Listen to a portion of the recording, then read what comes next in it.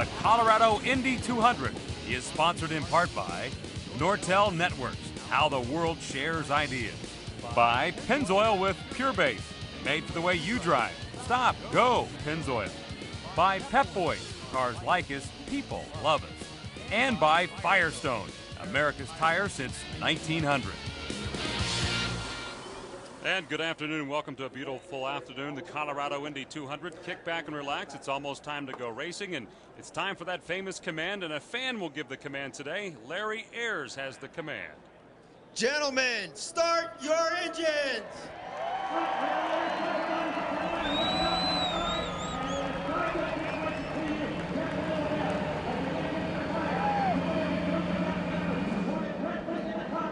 The field of 24 now coming to life. We have 3 former Indy 500 winners in the field today. 6 rookies will be in this field today. That'll be fun to watch and see how they handle the traffic on this small track.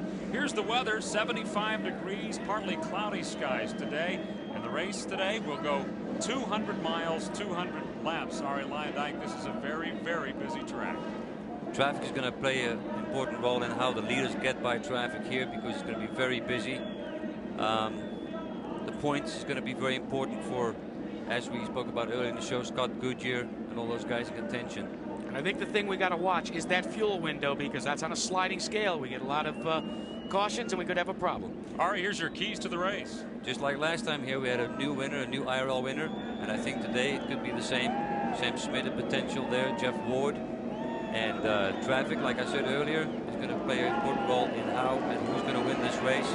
The whole field is covered within a second, and of course the points, we spoke about that earlier. All right, the field starting to pull away from the pit area right now. The 8th race of the season for the Indy Racing League. And Ari, take us around the track and give us a tour here. Turn 1, going into turn 1 about 186 miles an hour. That's the fastest part of the racetrack. But the difference in the 2 turns are coming onto the straightaway, coming out of turn 2 here. As we follow Scott Goodyear, he's going into turn 1 right there. But coming out of turn 2, he goes from a 10-degree banking to a 3-degree banking. Now headed down the back straight, which is the only straightaway on the circuit, 300 yards or so. Coming out of turn 4, here, he's coming onto a 7-degree banking. And the car always feels a little bit more comfortable coming onto the straightaway on this side of the track where the start finishes than it does on the other side.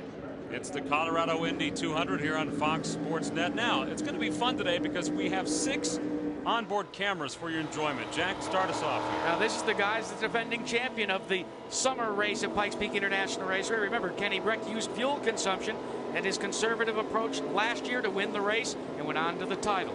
The Harris-powered Team Oldsmobile will have Kenny Breck at the controls. Then the Pennzoil Panther Nortel entry. That's right. Scott Goodyear told us this morning that his team pretty much changed everything except for the number yesterday, trying to find the right setup today. The Pennzoil Panther G4 Scott Goodyear inside of row 6. Buddy LAZIER will go to post in 9th position. LAZIER, a hometown boy. 2 LAZIERs in the field we showed you. And LAZIER aboard the Coors Light Delta Fawcett Ron Hemmelgarn entry. And he is coming off his season's best second at Dover. Outside of row 3, Scott Sharp won at Atlanta, coming off a 22nd finish at Dover. He feels like he has something to prove today in the Delphi Automotive Machine. We'll watch number 8 in the Delphi Machine. And starting 3rd is the MCI WorldCom entry for Mark Dismore. Dismore, who had the pole momentarily yesterday, and they are racing without their longtime partner, Jim Kelly. Kelly couldn't be here today, so he's watching on Fox Sports Net. And up on the front row, there he is, Sam Schmidt on the outside of the front row. The Sprint PCS machine, he is due for a victory. He feels like this place owes him one. We'll watch him on the outside. Something new on the dash. Be smooth, it says Sam, be smooth. And Sam's been very smooth this weekend. Vince Welsh and Calvin Fish in the pits today. Vince?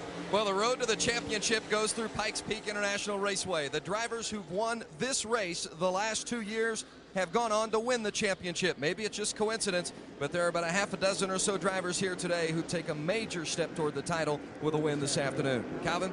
Championship contender Scott Goodyear struggled here 2 months ago. He said he had a great race car. Unfortunately, he was at the wrong racetrack, and he's going to have a lot of work to do here from the 6th row of the grid. All right, the field coming off of turn 4. The pace car moves off And they come up to speed. The fans come to their feet. We watch, and the green flag comes out, and GREGOIRE will grab the early lead as they roll smoothly through the first turn. GREGOIRE. Sam Schmidt looking high already. He's thinking about making a move early on for the lead. He's in the right position to take the lead there going into turn 3. Sam Schmidt looks like he'll lead the first lap. Will he lead the race? By a nose. And Jeff Ward in the wall. Ward is in the wall. Yeah. Ronnie John Cox in the 22 machine also involved. That's him for him, okay. Damn it. Frustration for Jeff Ward and Ronnie John Cox. An accident on the start of the race coming out of turn 4. What a frustrating time, though, for Jeff Ward, because he was still in the points chase back there in the top 5, and dropping out of a race this early could be costly in his chase for the championship. Vince, a frustrating start. Well, I'm with Mitch Davis, team manager for Jeff Ward. And Mitch, we were just talking before the race how this was a get-over-the-hump race for you guys. You really needed to win to get on your way toward a championship. What happened in this first lap? Yeah, I didn't really see it. He said he's okay. I mean, Goodyear gave us a great tire, and we were just going to sit back there and wait till the first couple laps got sorted out, and all I saw was him in the wall coming off of 4, so I'm not sure what happened. He's okay. That's the most important thing. Jeff Ward, tough break for this team, this Yahoo Racing team. Thought to have a nice run toward the championship in these last 3 races, but out early today. All right, so Jeff Ward is out. Replay.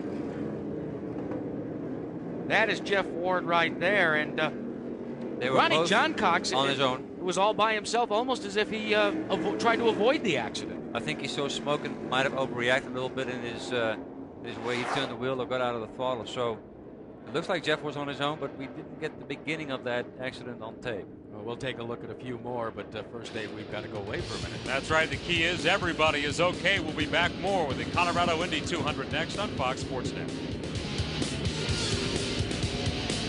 Welcome back to the Colorado Indy 200 live from Pikes Peak International Raceway. We've had an accident on the 4th turn in on the first lap. Looks like he's totally on his own here. But Scott Harrington slowed down a little bit coming off the 4, and Jeff approached him a little too quick, had to get out of the throttle. That's what made the car come around. And Ronnie John Cox's accident right here, he's just all on his own. Those 2 accidents were not related to each other at all. He was. Ronnie John Cox making his 4th IRL start. Let's go down to Calvin Fish. I'm with Larry Curry, one of the owners of TriStar Motorsports. You just had an opportunity to see that on the monitor, Larry. What's your view of things? No, it just looks like the car turned around on him.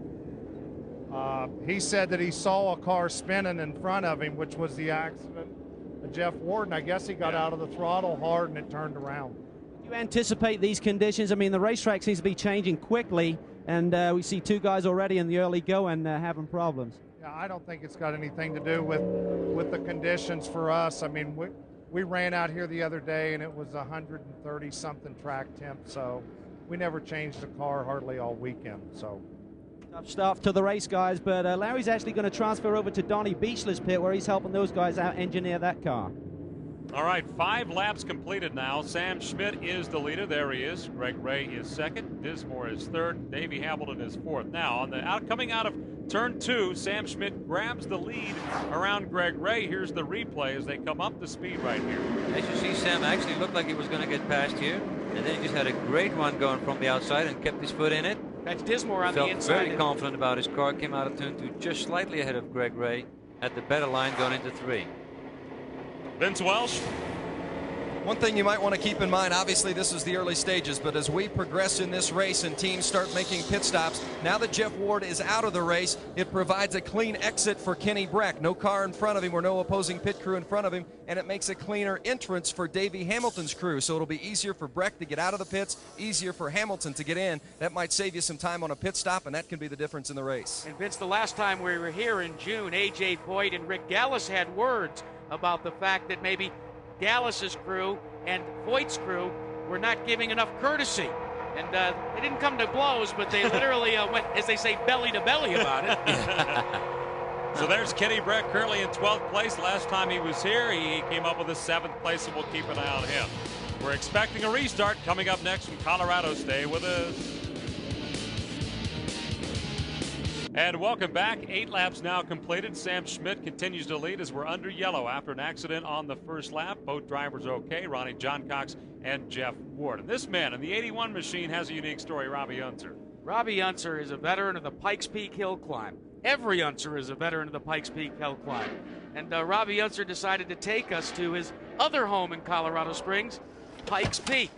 I don't know if I'd want to take a ride with Robbie Unser, but we did a couple of days ago as he loaded up and took us up the mountain. Hang on.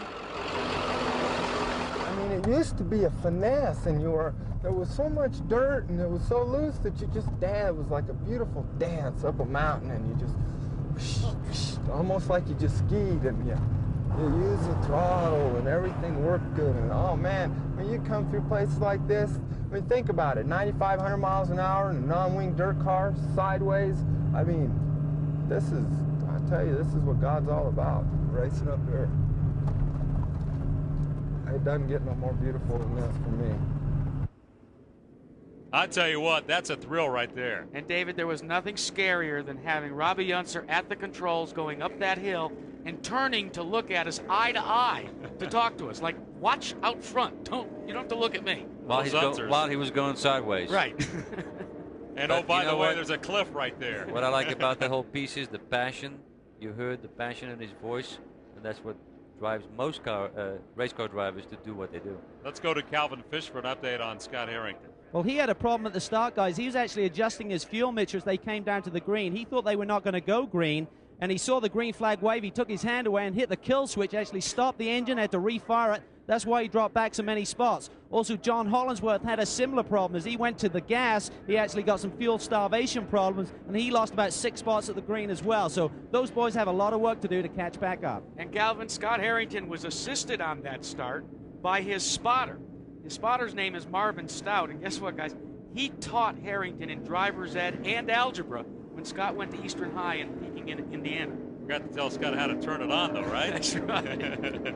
It happens sometimes that because of your hand movements, making one adjustment, you knock off that ignition switch. So it's very important to put the ignition switch, for instance, on the right-hand side of the cockpit and put the fuel adjuster on the left-hand side. I don't know how he has it set up, but that's the way I had it set up. An honest mistake. 11 laps completed as we watch Tice Carlson make a quick pit stop with the 20 machine. Well, they completely redone that Tice Carlson machine. Remember, during qualifying, that is his backup car. The Hubbard Photographics Gimpke Auto Group encountered some serious problems with their primary car in practice.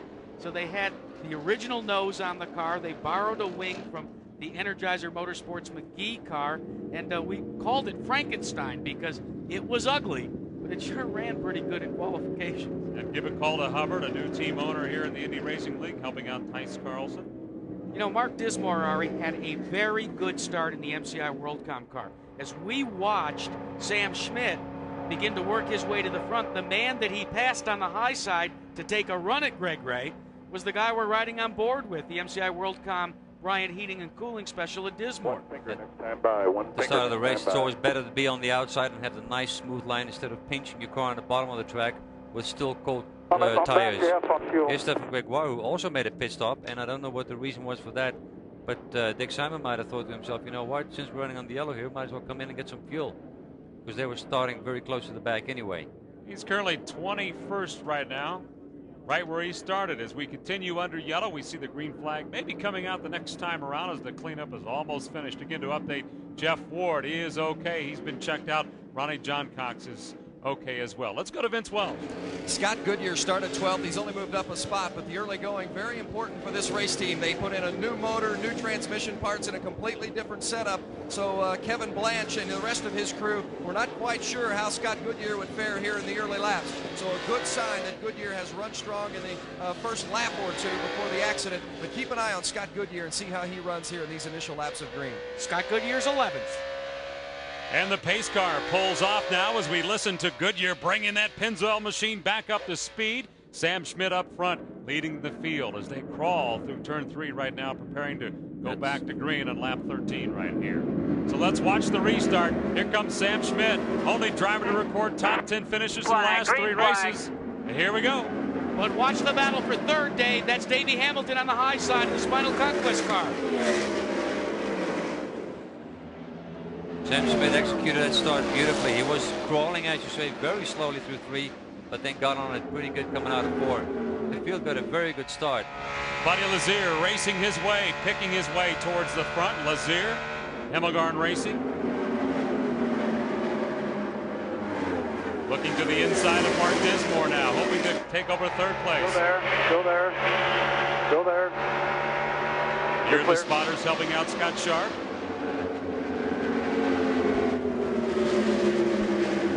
Watching now is UNSER looking to get around Sharp.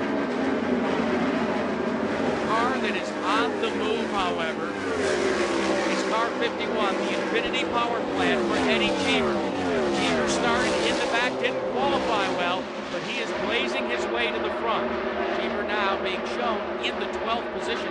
He has picked off 4 cars in the last 3 laps. That's quite a move. Yesterday he told me it's not the car that's quick, it's me. He wanted us to make sure we pointed that out. Here he is making a move on Kenny Bragg. That's his next guy to look for. And he's going to make the pass pretty soon here because he's got a nice run coming off turn 2 right there. Eddie Cheever always seems to run better in the race than he does in qualifications. Yeah, and it's one of those deals, can't really put a finger on it why that is. Kenny Bragg holds him off for the time being. That's the view out the back of Kenny Bragg's machine.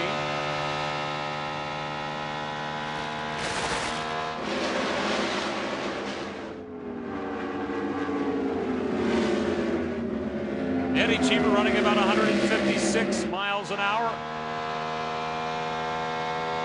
One thing that's happening today is it's a little bit cooler than yesterday. We're going to have some cloud cover pretty soon. That could really play into the hands of the guys that are running Goodyear tires, like Scott Goodyear. You know, we talked at the top of the show about the fact that Butch Meyer and the John Menard stable built a special engine here for the high altitude. Last time we were here, we told you that we are so high here that we would be in the approach pattern at Texas at Dallas-Fort Worth Airport. And this is where we're racing. Butch tells me that the one thing you do in order to try and get more air at this thin air high altitude is you increase the compression of the engine. And he said it is nail-biting time for an engine builder when you increase the compression. He says, I don't rest until the race is over. Battle for third and fourth. In fourth place is LAZIER in that purple machine.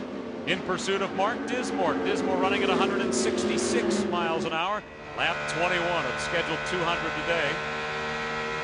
LAZIER in fourth. There you see them picking up some of the oil dry that they put down coming off the exit of turn 4. But that will be gone pretty soon as all the cars have gone through there a few times. Scott Sharp, sixth place. Davey Hamilton just in front.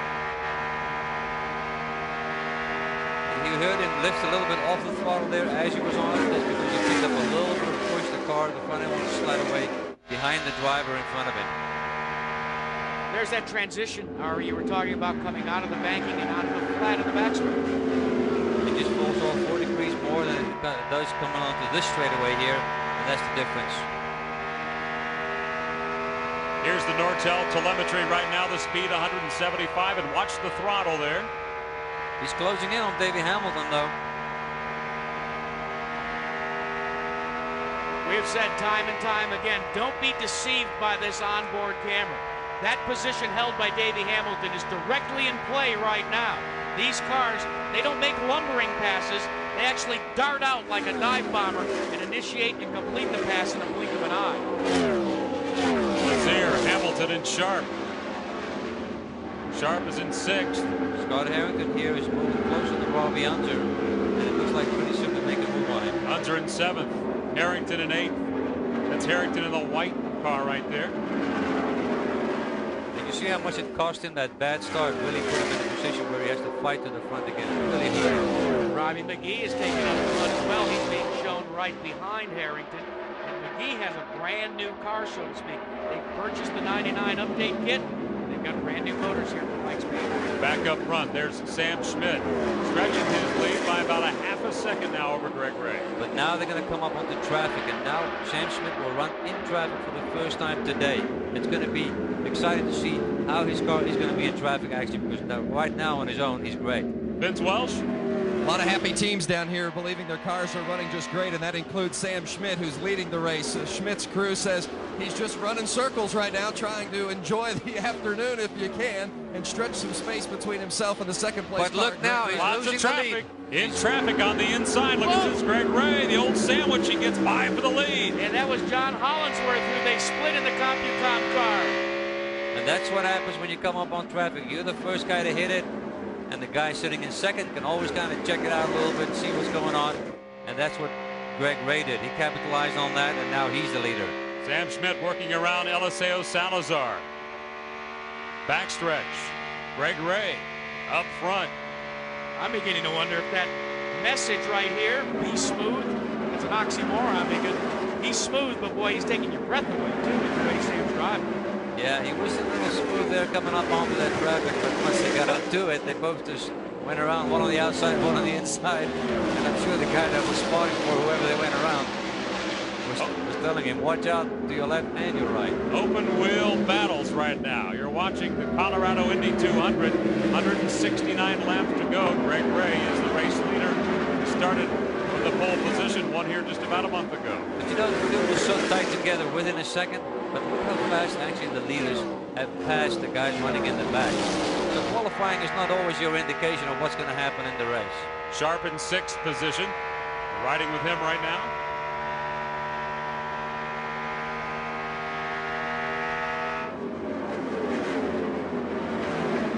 Davey Hamilton made his way through the lap traffic. He's in 5th. With the yellow car down on the inside, that's the Pennzoil Panther machine of Scott Goodyear. Goodyear looking to the inside. Zero on the fuel. That's Kevin Blanche telling Scott Goodyear to go to 0 on the fuel. They're already thinking about fuel mileage. But I don't think it's a big factor right now. We don't have to look at that so much. But what's important for Scott Goodyear is that he's doing a lot better than last race. This time around, he was already a lap behind. But during this race traffic, again, watch the red and blue number 51. Eddie Cheever is very, very racy. This race traffic is giving him an opportunity to maybe put a position, that of Kenny Breck and Billy Moat, in play. They're dicing back and forth right now. 166 laps to go. Robbie McGee in the top 10 as well. Billy Moat actually passed Eddie Cheever again because of the screwing. Cheever was ahead of him first, but now he's behind him again. So in that traffic, in that passing of the slower cars, Billy Moat in 12th now. Look for the lead here. Sam Schmidt says, give it to me. He's going to jump back in front right there. Be smooth. Be smooth. Stay out front. Greg Ray says, hang on a minute. You know, normally you have to wait late in the race to see this kind of racing. Not with the Pep Boys Indy Racing League. Calvin? I spoke to Thomas Knapp after Greg Ray's recent win here 2 months ago. He said the only thing we could have done better was maybe deal with the traffic a little better during the race. And so far you can see that's going to be a major factor in the race today as they back and forth for the lead. We got a 6-car battle going on for the lead. Davey Hamilton showing that he's very racy today, recording his 32nd start. That's a record. You look at those cars coming from 8 all cars. Those cars. 8 cars are in play for the lead. There's a little bit of separation between Greg Ray and Buddy LaZiere, but they're pretty tight, pretty close together. Hamilton, the blue and yellow car is sharp. We said it on top of the show, traffic is going to play an important role in the outcome of the race. Most definitely. 162 laps to go. Sam Schmidt, Greg Ray, Buddy LaZiere all challenging. We'll be right back on Fox Sports Net. Greg Ray continues to hold on to the lead, but some fantastic racing going on just behind him. Sam Schmidt holding on to second, but Davey Hamilton, give a call to him. He is now in third. Dismore has slipped to fourth. Here's that Hamilton challenging Sam Schmidt for second, and he got him. So Davey Hamilton takes over second place. Lap 45. But look what's going on behind him. Here's Mark Dismore challenging Sam Schmidt. Dismore looking to the inside. He won't get it this time. Schmidt closes the door. And all these guys, there's Robbie Unser. Billy Bowden in Harris' car. They are all swapping back and forth. And this is a knot of cars for third, fourth, fifth, sixth, and seventh position. And every lap it changes. Buddy LaZiere goes to the inside now of Robbie Unser. That's the battle for fifth position. And he got him. Scott Harrington is right there and really going fast, putting down some really fast lap times. Robbie McGee has joined the mix.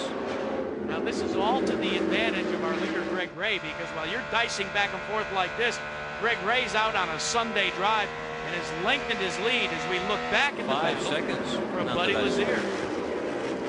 5 seconds he has pulled away, which is a quarter of a lap if you really think about it. And it's an eternity here at Pike Peak. Davey Hamilton's been second so many times. Here we go again. Let's see if Schmidt loses another spot. Sam Schmidt is struggling right now with his car. And he gets passed by LAZIER. If I'm a guessing man, Sam has a push condition in his car. On his pit stop, he's going to put some more front wing in the car. Lots of traffic getting by Sam Schmidt as he slips back now. And Robbie McGee gets by on the inside. About 5 laps ago, Robbie McGee pulled up to that front knot of cars and he stayed right there.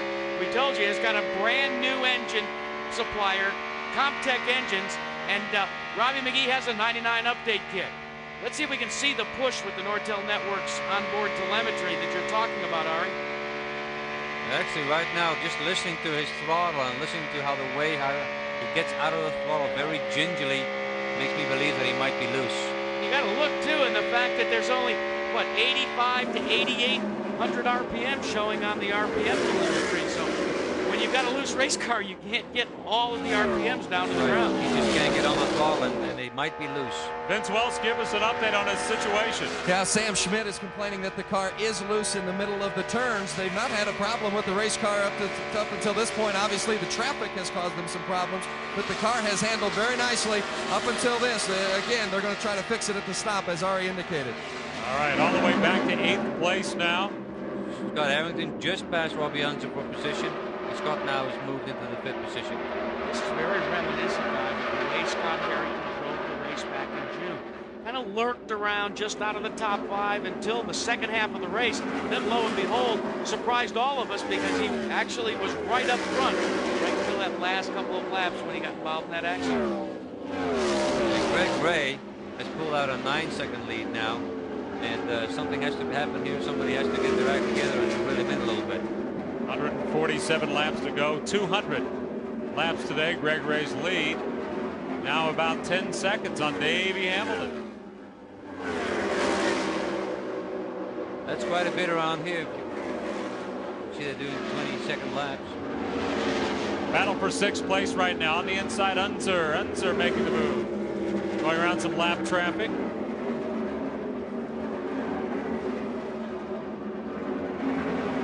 Robbie Unser, rumor has it that Robbie Unser will be leaving Team Pelfrey and most likely will be starting a group for the year 2000 called Team Unser. There's been a lot of talk about, will it just include Robbie Unser, or might it include Johnny Unser, or might, heaven forbid, it include Al Unser Jr.? We know it's not going to include Al Unser Sr. because he's standing right here next to us in the booth. As we watch Robbie McGee look to the inside of STEPHAN Gregoire, what a great weekend for the McGee crew. The Energizer Advanced Formula Motorsports crew have welcomed back their crew chief, Steve Freed, who was injured so severely at this year's Indianapolis 500. Had a chance to chat with Steve and genuinely excited about being back on board as a pit crew member. And he's going to be running the what they call the dead man's valve. He's going to change that name. Let's go down right now to Vince Welch. Davey Hamilton was complaining about 10 laps or so ago that the car was loose, and the crew had said, don't worry about it, we'll fix it during the stop. But Davey just radioed back and said the car's starting to fix itself. The handling is coming back, and they're very happy with the race car. In fact, coming into this race, they said this was their best car Davey Hamilton has had under the Rick Gallis team. So look for Hamilton to stay up near the front.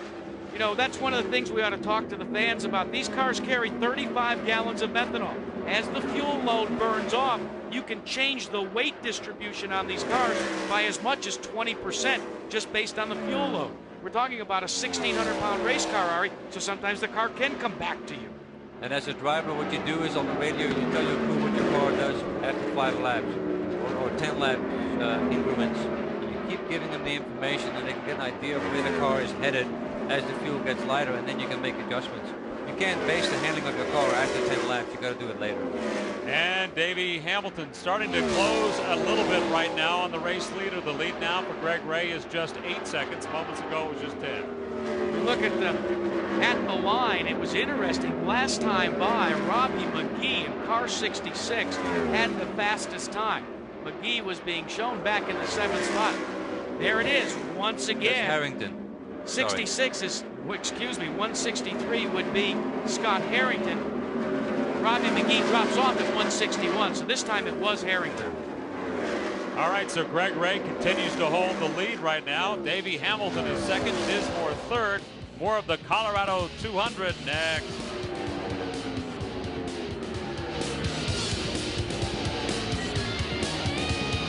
All right, Scott Harrington is beginning to have a really, really strong run. He set one of the fastest times, and he's beginning to come into play with the purple car directly in front of him. That's Buddy LAZIER, and that is a battle for position. And Buddy LAZIER is looking to the inside of Mark Dismore, and he got him. And right behind him is Scott Harrington, had to ease up on the throttle a little bit. So that's a contest for third. Third place right now. Dismore, LAZIER. Boy, did you see Harrington look to the inside there, and then he thought, nah, I don't think so. Not yet. You know, well, pit stops are coming up too. Part of that is also a little bit of psychology. You know, you show your nose, you want to get the guy a little nervous in front of you, and you do that as much as you can. Yeah, but remember last night in the Winston Cup race when Dale Earnhardt said, well, I just wanted to go up and bug Terry Labonte. Saw what happened there. Yeah. He was only going to he wasn't showing him his nose, actually. He was rubbing it. That's exactly right. 130 laps to go. Greg Ray has been the class of the field so far. Davey Hamilton is in second.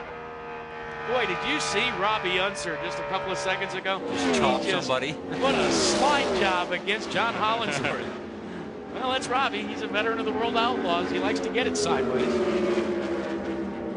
Robbie's still holding up very good. He's right behind Scott Harrington right there. And he's in fifth. With 129 laps to go, we still got a lot of action going on here. Pit stop should be coming up shortly, and that could shuffle things around. You talk about Robbie Unser. That's one thing that John King and the crew for Team Pelfrey worked very hard on, trying to get Robbie in and out of pit road quicker than he was before. They say they've managed to do it so far. And again, he was showing his nose. He's just teasing Mark Dismore, trying to get around Mark. But in the meantime, Buddy LAZIER has moved away from that group, and Buddy has actually closed in a little bit on the... There you see the battle for fourth and fifth. Dismore hanging on right now. Buddy LAZIER in third. That's Davey Hamilton in second, just ahead. LAZIER's been very racy today. He's always that way, it seems. Don't forget, LAZIER is coming off his season's best second at Dover Down, so all of a sudden Ron Hemmelgarn and the Delta Faucet Coors Lights operation have looked to the second half of the season and are doing much better. Closing the gap, Eliseo Salazar, lap traffic in front. So now, you're in this situation, you're Davey Hamilton, you see LAZIER. What do you do with Salazar? Well, you can't slow down to let Salazar get out of your way, but he actually did that a little bit to see what happened. There's Buddy LAZIER right there. Now, Buddy, on the other hand, he can see that developing. He's got a nice run going in here, and that's it. Got him on the inside. He seems to be able to go high and low on the track right now. So LAZIER climbs to second. What happened there is David Hamilton is not that great behind another car because he just couldn't move right close up to Salazar and get around him. You know, we coined a phrase in Texas on the 1.5 mile speedways. We talked about it in Atlanta. We called it the IRL slingshot. It does come into play even on 1 mile ovals. Turbulence isn't quite as bad, but you do the shoot and scoot, pull out to alongside a car, and it's like being squeezed out of a tube of toothpaste. You'll go right by it. But sometimes when you just make that move and the guy in front of you kind of costs you your momentum, then the guy behind you just capitalizes on that and goes right by you. I was going to get it out. Robbie Unser is headed for the pits, and Vince Welch is there. What a great accomplishment it's been for Robbie Unser, considering he was 15th at Orlando and crashed at Phoenix. He's reeled off 4 straight top 10s before finishing 12th at Dover. He's now 6th in the points, trying to chase Greg Ray. Little push earlier in the race, so they're expected to make a stagger change and also maybe some front wing adjustments as well. Robbie Unser, so far they've not touched the wing. Removing the tires, topping off the fuel, and Unser still not down and away yet. A longer stop than expected, but finally Robbie gets it away. He had been running 6th. significant things going on the racetrack right now. Your leader, Gregoire, is actually going to put a lap onto Scott Goodyear here pretty soon. And we talked about the points, the precious points. These are the two leaders in the championship. Gregoire 1, Scott Goodyear 2. Scott Goodyear almost a lap down. Scott Goodyear may have just been given the governor's reprieve at the 12th hour. If we heard Thomas Knapp correct, we should see Gregoire pull on a pit road this time by. Although the crew has not put out the tires and the wheels yet, maybe now Gregoire says, if I just stay out a little bit longer, I can put him a lap down. Hey, you've got to pit this time. There you go. Over. There you hear it. It's getting a little risky right now. Scott Goodyear's lap times have all of a sudden jumped up a little bit because he's driving as hard as he can to stay ahead of Gregoire. And did you hear the disappointment? Watch your pit speed. And Gregoire's voice coming in. Buddy LAZIER will pit now. He's not coming in though. Here's LAZIER. Gregoire's still out there. Let Buddy LAZIER on the way to the pit now. Vince Welsh.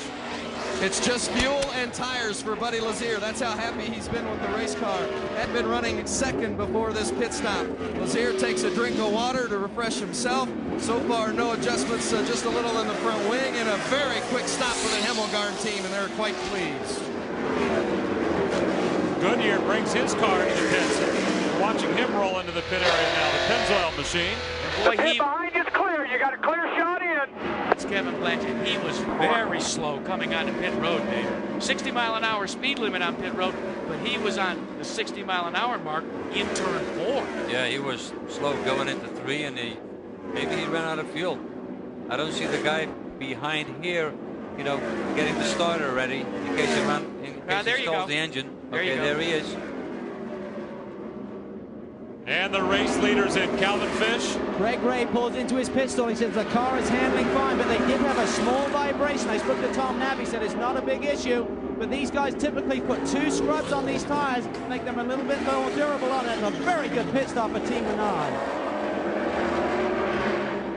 So Gregoire back on track. 84 laps completed. Davey Hamilton now bringing his car into the pits. Vince Welsh, update us on Scott Goodyear. No problems for Scott Goodyear. It was just tires and fuel. They said they were just looking to get some more grip. They thought the tires would provide it. And now we'll get ready for Davey Hamilton to come into the box.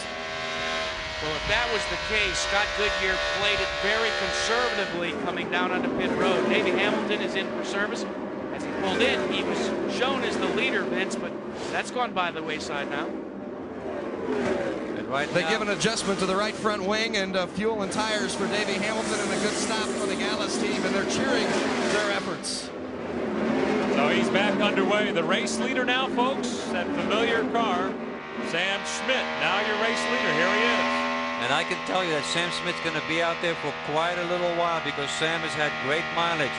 But at this stage, you wonder, do I have to stay out here a little bit too long because my car is loose and I'm losing track time the whole time? So maybe it's better for them to bring him in. Now he's the leader. Very special day for one of Sam Schmidt's pit crew members and one of your favorite people, your former PR representative, Ruthie Culbertson. They announced announced the fact that she's getting married with Mike Collier. And he's the data guy on the team. And we wish them all the happiness in the world. All the married bliss. Well, all the stuff that we experience. That's right. Might as well join the club. That's exactly right. Schmidt's the only driver to record top 10 finishes in the last 3 races. Here's the number 8. Scott Sharp's coming in. Calvin Fish pick it up. Well, Shelby has had a really loose condition with the race car. They're going to make a stagger change here, and they may, in fact, change the rear wicker bill. That's how severe the condition is. He's been going backwards in a hurry here. Will Moody tells him to reset the fuel during the pit stop. Doing a good job. It looked like the left front brake was sticky. Going to the back end. They got the starter ready in case he stalls up. Everything looks good. No trace to the rear wing. Just the tire change. Calvin, on that while you were calling that race, it sounded like Will Moody said that the left front brake was sticking. Did you hear that? I didn't copy that, Jack, but they're not happy with the car. Dismore, in fact, the teammate has a reverse condition on his car. He's suffering with a little bit of push in his race car, so they're going to look at some adjustments with the 28 machine. And his teammate just went by Scott Sharp. That's Mark Dismore. We ride on board as Sharp starting to come back up to speed. Your leader, Sam Schmidt, what he's hoping for right now is for a yellow, so he can pit under the yellow, whereas everybody else has pitted under the green. That's why they put so much emphasis on trying to have a very good fuel mileage. Let's give you a quick recap right now. 81 laps completed. Sam Schmidt right now there, he's coming the in. race leader, and he's going to bring it into the pits. Vince Welsh. Sam Schmidt, they couldn't wait any longer for a potential yellow, and here he comes, the race leader, as you mentioned.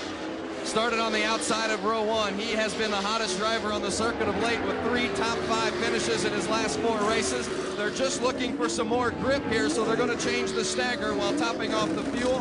A very smooth stop so far with Skip Paul, the crew chief, on the right front, talking with Schmidt, and away he goes. A strong stop for the Sprint PCS team. Very good stop. Made a wing adjustment on the left front as well, Ari. Probably took some wing out because the car was loose, as they said earlier. And Greg Ray is a clear leader again. That's right. Greg Ray jumps back into the race lead right now, and his lead is about 7 seconds right now over Buddy LAZIER. You're watching the Colorado Indy 200 on Fox Sports Net. Some great racing going on. Come right back with us. STEPHAN going that way with the right rear for 22 Welcome back laps. to the Colorado Indy 200. Problems for Scott Goodyear. There was smoke coming out of the machine. Come on, Chris, take a look, and we'll take the engine cover off. And you hear Kevin Blanche. And there's serious problems for this. What are we looking for? What is it? At this point, we don't know what that could be. That could be gearbox, that could be engine. But we do know one thing. It's hurting Scott Goodyear in the points race. You know, big time. You could hear Kevin Blanche and Scott Goodyear talking. They're not sure what it is either. So it's kind of a hunt and search right now as they take the engine cover off. And When I say big time loose, I think it's just the right rear tire going overboard. that's Scott Goodyear talking about the loose condition. As we look at Mark Dismore in the center of your screen in the black and white red side panel, number 28. And right behind him is the Harrington Serpentine car. And Dismore's teammate, Scott Sharp, tried to make a move on Harrington, but Harrington said, I don't think so. Not this time around. Up front, the leader is Greg Ray. LAZIER now second. Hamilton is third. There's Kenny Brack. There's the pit summary. In and out. Ray went in first and came out first. Hamilton second, lost a spot. Schmidt went from third to seventh, and Sharp fourth to 13. And look at Scott Sharp. Went in fourth, came out 13th. That was costly. But even more costly has been this pit stop, Vince Welch, for our second place man in the point standing.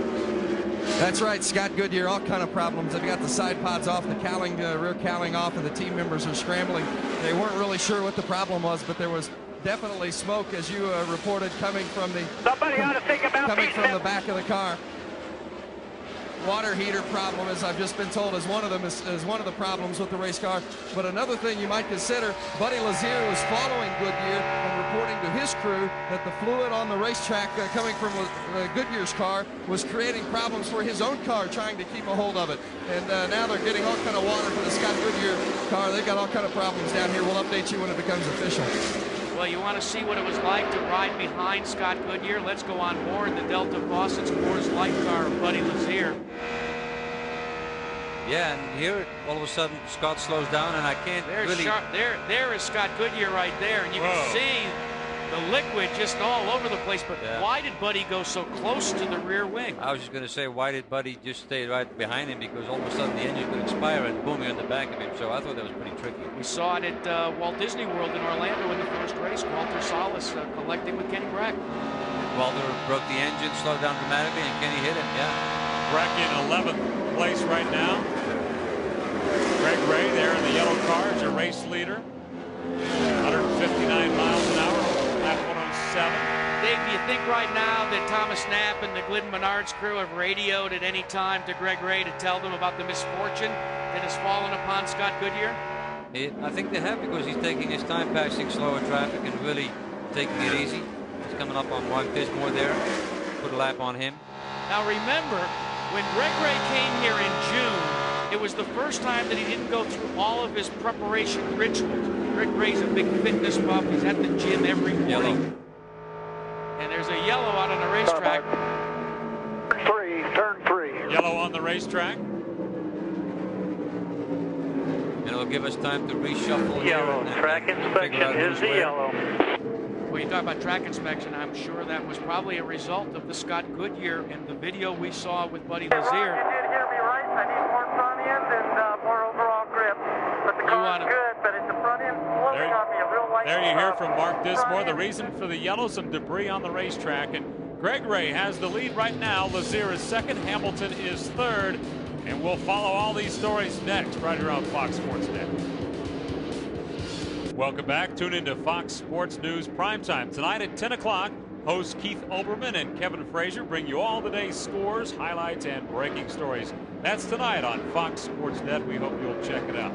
Gregoire continues to lead. We have 5 drivers now on the lead lap. We look at Gregoire in the Glidden Menards car. Well, he just banked $20,000. Firestone's first at 99. He was the first car across the line with Firestone tires. And then just 1 lap later, the Delphi Halfway Award, another 10 grand. Can you hear cha-ching right now? We're under yellow right now for a track inspection. We hope you've enjoyed the race so far. And that's what makes the Pep Boys Indy Racing League so special. All this great open wheel passing. And these guys love the Indy Racing League. Oval racing is American racing. Oval racing is competitive racing, and oval racing is racing that you see guys race, not follow the leader until we hit each other and then fall out. You actually run next to each other side by side, and sometimes in the series you'll see 3 and 4 wide in corners. That's the IRL. I think that when people watch the IRL, their on-track package is better than any other series. I mean, I don't care what kind of series or what kind of cars. I feel the racing with Indy Racing League is unbelievable. It's very close. It's very competitive. Got great race drivers. You're wheel to wheel, lap after lap at times, and you never get a break. People like NASCAR because it's an oval type of racing, a lot of passing, a lot of leader change. I mean, that's what we have, except we go faster. So I think they should like it even better. That's exactly right. Mark Dismore currently in 5th place, and Calvin, he had a pretty nice pit stop. He came in, he's the last car on the lead lap, so he really couldn't lose any track position. They took advantage of that to really try and balance this race car. He's still got a little bit of an understeer. They made a front wing adjustment, topped him up with fuel, let the same tires on, put him back out, so he should be the last car on the lead lap and with a good handling car, hopefully. And Ari, here's a tactical move by your former team. Sam Schmidt came in, topped off with 114 laps completed. That could be, and I say could be, his final stop. And he might have made a wing change too, because I don't believe he was really happy with his car up until that point as well, because he didn't really move to the front as much as I expected him to. We should mention he is 1 lap down. Here comes the restart out of turn 4, and Gregoire leads the way once again. LAZIER is second, Hamilton is in third, and Harrington in fourth, Dismore in fifth. Boy, and Scott Harrington and Scott Sharp got so close together. Very close. Davey Hamilton in that orange and yellow Spinal Conquest car directly in front of the Delphi car, driven by Scott Sharp. Hamilton being shown in the 3rd position, Dave. Scott Sharp, he's down a lap. That's exactly right. Trying to pick up a lap. Trying to get back on the lead lap, but he has a lot of work ahead of him here. 116 laps completed. He's in 9th. Down the main straightaway. Well, we understand that Scott Goodyear trying to get back on track. Let's go to Vince Welsh. Well, they had a water line fitting problem, and it took a long time. They had to go back to the garage to take a piece off of a water line in the garage area, so it took a long time for them once they got back to the garage to find the piece that they needed, and then came all the way back to the pit lane to put it on. So the championship hopes for the Pennzoil team, and Scott Goodyear take another hit here today. Yeah, slip sliding away right now for Scott Goodyear. Whoa. David, did you see the move that Eddie Cheever made? He was 2 wheels down below the white line, and that was, as they say, an accident that happened, but they didn't tell anybody. Cheever's a lap down. I was just looking at the screen to where Scott Goodyear is hanging out, and he's hanging out in 22nd right now, last place. And still, it looked like we had a little oil or something, some kind of a liquid on the back of that lens of the camera, on the back of that car. Might be stuck in there. Oh, yeah. No, more trash coming out of that car. They haven't solved the problem on Scott Goodyear's Pennzoil Panther car. Just ask Mark Dismore. He can tell you. Now take a look at the change in the points. Gregoire started this race ahead of Scott Goodyear by only 1 point. If it ended right now, he'd have a 45-point margin. I can't see Scott Goodyear moving up much, but of course this is not the end of the race, and we don't know if GREGOIRE is going to stay where he is at right now. He looks comfortable, but anything can happen. And if Scott Goodyear's not careful, he could lose second spot to Kenny Breck. Breck is closing in. That was awfully tight there from that third position as well. 78 laps to go. 78 laps to go today. LAZIER there, your bottom right-hand corner of your screen. LAZIER in second. Davey Hamilton around lap traffic. Deliseo Salazar outside, right of your screen as Scott Sharp tries to get by him. Davey Hamilton having a great run for the Gallus Racing operation. We were talking about Al Unser Jr. being here at the Speedway. Well, early on Friday, Al Unser Jr. was waiting at the Gallus trailer. As soon as Rick Gallus showed up, they retired to the upper berth, closed the door. Well, didn't say anything about what they were going to talk about. They were in there for quite some time. That's where the air conditioning was on, and it was pretty warm. Oh, okay. Anyways, here we have Davey Hamilton running in third place, but not far behind him is Scott Harrington. In between those two, we have Salazar. But Harrington was closing in a little bit on Harrington earlier. One of your keys to the race, a possible first-time winner, and that could happen today. Hamilton's in the hunt. So is Harrington. Dismore still in the top 5 on the lead lap.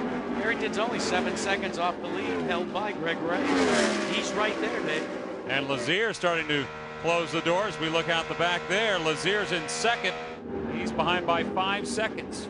In second place. Up until the Dover Down race, the best finish of the season for Buddy LAZIER was a 5th back here in June at Pikes Peak International Raceway. Hot off that second at Dover, he certainly would like to move into the win column. He's had a victory every year, but he hasn't been to victory lane yet in this IRL season. And I think we're going to see something develop here with Buddy LAZIER and Hamilton, because Buddy is coming up to the biggest pack of traffic that's out here today. Look right in front of him, and it's costing him a lot of time already. Hamilton will be coming up as we see right there, right behind Buddy LAZIER. Just a lap ago, he was quite a ways behind. You want to know what that sensation is like? Imagine being late for work, going down the interstate, coming around the corner and seeing bumper-to-bumper traffic at a standstill, and knowing that your boss is going to write you up because you're about 45 minutes late. And Hamilton thinking about the inside move around the traffic. You're watching a battle for second. LAZIER currently in second place. Hamilton in the orange car. In third. You see right here that Buddy was able to pull away a little bit from Davey.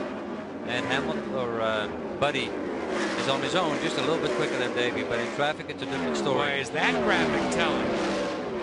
That says it all when Buddy LAZIER is faster than your leader. And the leader had no traffic in front of him either. So what's up with Sam Schmidt? He was a player early on, Vince. Well, they've made a strategy move here in the Sprint PCS pit box. They came in pitted with 86 laps remaining. They topped off the fuel but did not take tires. They ran 92 laps on their first set of on their first fuel tank, so they believe they can stay out for the rest of the way. But the problem is they're going to need a yellow. If they get a yellow, they can stay out the rest of the way and will not have to come back in. And if that's the case, they're going to be ahead of the game here, guys. Well, that's what we surmised. And, you know, one of the things that shows you is just how good these Firestone tires are, Ari. One of the things that the Sprint BCS group discovered last time we were here is that you don't need to always make a tire change. These Firestones hold up to the pressures of the 1 mile PPIR. That's always been the case with Firestones. I've only run on Firestones the last 4 years, and that was the strong point. You could run them for a second stint if you had to. But right now, Sam Schmidt is looking at going down another lap with GREGOIRE right behind him. And if Ray gets around him, he'll be down 2 laps. Did you see who's in 7th place? Little Jimmy Kite. We call him Mini-Me, driving for the McCormick Motorsports Team Losi Fast Rod operation. Jimmy Kite came here 2 years ago for his first ever IRL race. What did Jimmy Kite do? He went out and passed Ari Luyendyk. And he likes to tell the story, Dave, because he says, when I blew by Ari Luyendyk, I said, hey, I can do this. I can be an IRL racer. Jimmy Kite's still there. You're up here in the booth. What's up with that? I was there a long time before he was. He's doing what I did a long time ago. Don't get him going. Don't get me going here. Don't get him fired up. There's Greg Ray, the yellow Menard machine right there. 7-second lead on Buddy LAZIER. This is lap traffic is where you're at. And he was going to get closer. He was getting close to Sam Schmidt, but now he's dropping back. He's having a hard time passing STEPHAN GREGOIRE here. Does this tell me that he's slowing down, that he has a problem in traffic? Let's wait and see. Or the question that I might have is he in a fuel conservation mode? That's another possibility because he has a good lead. He's comfortable there. But he's still stuck behind STEPHAN GREGOIRE. That's peculiar. That's peculiar. 136 laps completed. The lead is 6 seconds. Greg Ray over LAZIER. You know, Dave, for this, our last IRL event on Fox Sports Net, it's turned out to be a barn burner. Looks like we're going to have another fantastic finish like we had a month ago when it was 12/100ths of a second separating 1 and 2. Of course, Greg Ray wasn't happy. If Scott Goodyear in that yellow car right there looks in his rearview mirror, he is going to see his hopes for a points title go to the inside because it is Greg Ray. And all of a sudden, Goodyear doesn't feel the heat anymore. What he feels is the 5,000-pound anvil on his shoulders, having led the points chase coming into Pikes Peak, and now he could be as many as 45 points behind this man by the time the day is over. And he's just not letting him by either, but here he is. Greg Ray got a good run off him too, but Scott was trying to give it his all. So Goodyear having some problems. He won the Longhorn 500. Since then, 3 finishes out of the top 10. Greg Ray's your leader at the Colorado Indy 200 on Fox Sports Net. Back at Pikes Peak International Raceway, it's the Colorado Indy 200, and there is one IRL driver that all of us have been missing. Yes, Steve Knapp is still on the mend with the ISM car. Got a chance to talk to Steve, Dave, and he got the okay from Dr. Terry Trammell to travel, and he should be with us at the Vegas.com race at Las Vegas International Speedway. He's really looking forward to getting back to the track. We wish him the best. Here's Jimmy Kite looking to the inside to make a move on UNSER, and he's going to make the move. Jimmy Kite climbs into 6th position. What a great day for him. You know, we have a lot of fun with Jimmy Kite, calling him Mini-Me from the Austin Powers character, but he certainly isn't Dr. Evil. Sometimes, though, you can say, you, Jimmy, complete me. Okay, enough. have you ever seen him without a smile on his face, though? That guy's always happy-go-lucky. Really. He was struggling on Friday. I spoke to him, but the car's working good for him, and look at where he is in 6th place right now and competitive. Well, he had an engine malfunction, and you want to talk about how it malfunctioned. It took a rod and blew it through the under tray. An under tray on these cars, Ari, is all carbon fiber. It's supposed to withstand the pressure of a bullet. And it put a hole that was so wide in there that you could put about a 15-pound ham in there. So they had to make some hasty repairs on the Dennis McCormick car, especially the under tray. That's what we call the reverse wing underneath the body. The interval between Greg Ray and LAZIER has increased a little bit. Greg Ray's got a little bit more breathing room, about 3.9 seconds as they come to the line. We want to mention Davey Hamilton also hanging right in there. Hamilton is still in 3rd. Look at this guy right here. The newlywed STEPHAN GREGOIRE started back at 21st, has moved into 14th. Not a bad job by Cheever, but that's not as surprising to us. Cheever always likes to not qualify well and then treat us to a rapid run to the front. Kite following Jacques LAZIER. It's been a quiet day for him. You know, the big question mark now, guys, is Buddy LAZIER. This driver we're looking at the purple number 94. When does he choose to pit? He is going to have to make another pit stop. And Davey Hamilton, well, the word is that he will most likely have to pit as well. But we talked about at the top of the show that fuel strategy is so fluid. Some guys are gambling on one more caution period to go the distance without going back to the pits. Right, like Sam Schmidt, who has the leader right behind him. And Sam is right now in the 11th place. Here we have a look at Davey Hamilton. Hamilton's still in 3rd, running at 161.9 miles an hour. Robbie McGee just behind him, looking to the inside. McGee is a lap down now. And that car that they just went by, the 26 car, that's the Marcelli team racing entry for Bobby Register. Now, Greg Ray just got another $10,000, like he needs it, from the NBNA people for the leader of the most laps. Robbie Unser's in the pits, Vince. They're going to make a front wing adjustment that they did not get made the last time they came through. Still struggling a little bit with the handling of the race car, fuel and tires, and away he goes. Not a bad stop that time for Robbie Unser, still trying to make his way up into the top 5. Let me tell you the one thing John King taught Robbie Unser this year after they practiced pit stops. Robbie used to dart into the pit box, and he said he oftentimes missed his spot. What John King requires now is Robbie Unser to back off the throttle 3 pit boxes before he comes into the pits. We saw it there. It's very difficult to judge that, you know, how fast do I go in? You're only traveling at 60 miles an hour, but where do I start to really back off so I can stop on time on the marks? Because if you miss the marks, it messes up the whole pit stop. Sharp is in 8th. The Nortel telemetry right there with the car 8 right now. Sharp 1 lap down.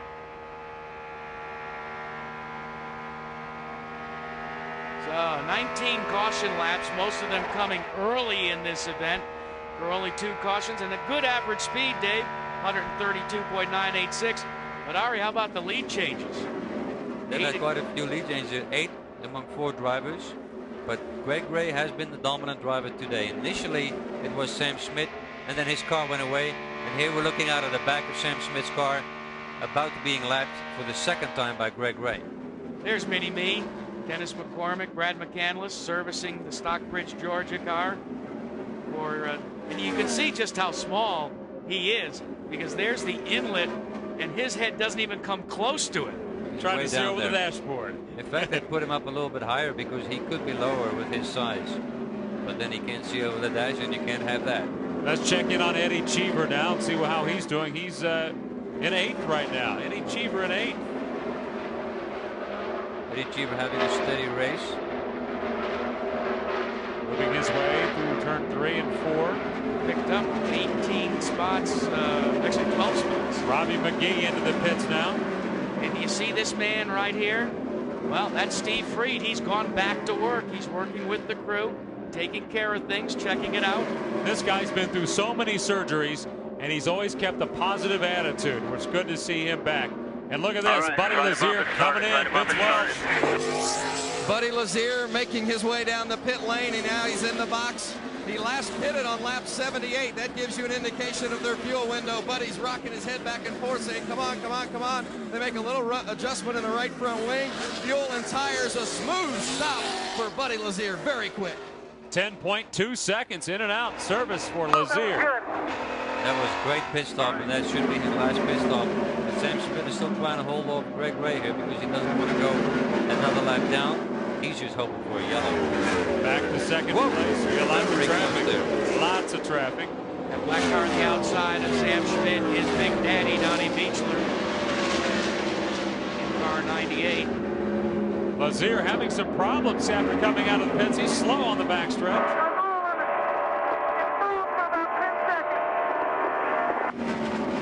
Looks like he's got it back. I don't know what happened there. Maybe the fuel mixer was not set correctly and he couldn't get up to speed because the car was sputtering. But sometimes you get out into the groove, or you want to get into the groove, and the track is just blocked by a lot of traffic and he couldn't get in.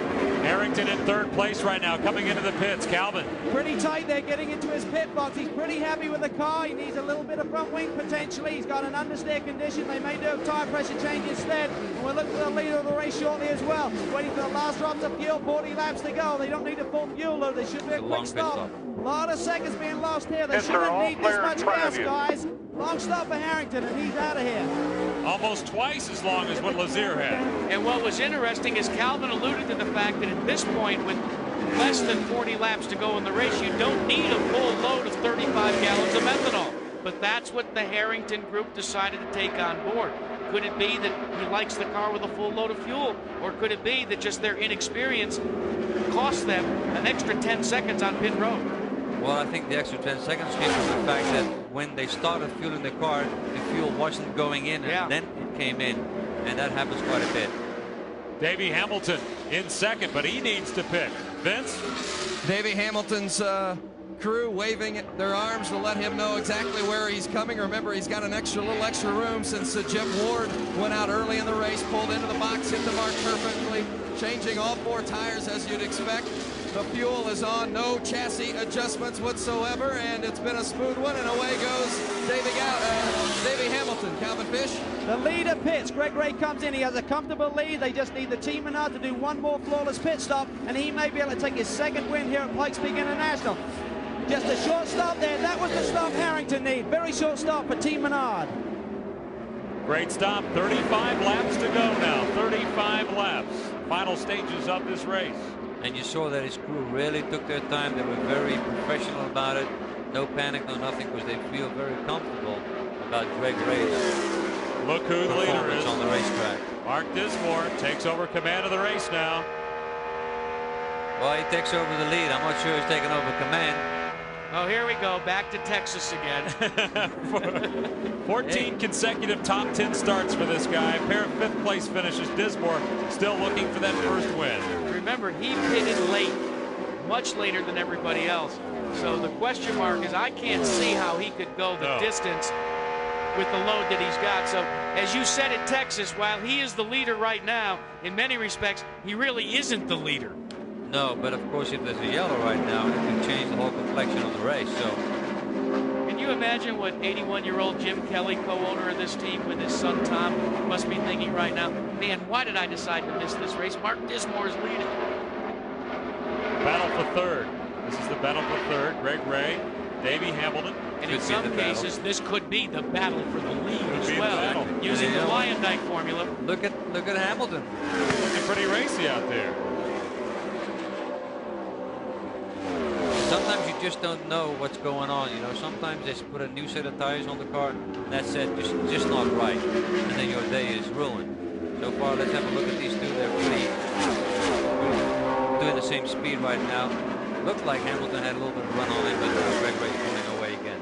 Well, Dismore's crew seems to think they may be able to stretch it out to the finish line, Calvin Fish. It's going to be very tight. I said to Tom Kelly, how far can you stretch it? He shrugged his shoulders. They pitted on lap 111. Then there was some caution, so they have about 89 laps to run. The highest number we've heard all weekend is 72 laps under green. They need a caution. Now remember, that's the team that is operating without their chief engineer, Chris Coxon, this weekend. And Mark Dismore joked yesterday that Tom Kelly is serving as the engineer. Now, usually, isn't it the engineer that makes that type of a call? Isn't he the guy that's, or the data acquisition guy that says, hey, we can go the distance? It's really the data acquisition guy, and they do have that guy there looking at the monitor, looking at stuff like this, but then he's looking at fuel economy, looking at tire pressures, all kinds of things. They have a guy like that. Tom is not looking at that. Tom is just biting his nails. You know, they'd like to see this car make it to victory lane, obviously, because his teammate, Scott Sharp, has already been victorious in 1999 at Atlanta Raceway in his best lap. Well, at his last lap, he slowed down considerably, Dave. That's exactly right. 160.3 last time around. Through some lap traffic around Tice Carlson and company. Well, that was one that'd make the short hair stand, and now we've got his teammate. The first of the Kelly cars pulls out of pit road, Scott Sharp. Scott Sharp was running in third place. Reset your fuel. You're doing a great job, Scott. Calvin Fish. Scott Sharp brings it in, almost locked up the rear brakes. He did so. Quick stop for the number 8 machine. They've been fighting a loose car all day. 25 laps to the end.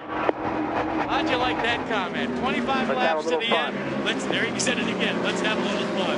How could you not have fun? What's going on in this race here at Pikes Peak? Going to be a dramatic finish. We hope you'll stay with us right here on Fox Sports Net. Mark Dismore, will he get his first win? We'll find out.